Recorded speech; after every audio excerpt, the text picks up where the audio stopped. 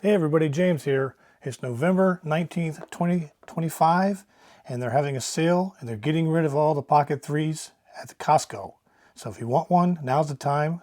They were $4.99 and now they're down to $2.99 if you can get there when they're really low. I actually got the last one at my store. The combo kit comes with micro SD card, mini tripod, and a battery handle. First you have the camera itself. Osmo Pocket 3. It comes with Pocket 3 cover or protector. Slips right in there.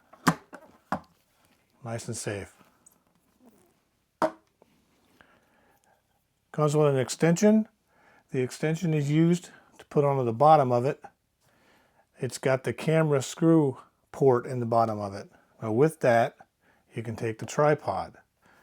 You put that into here, tripod screws on the bottom,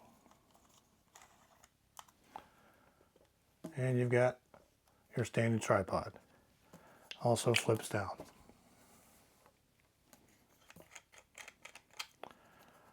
To release that, you turn it over, there's a button on the back.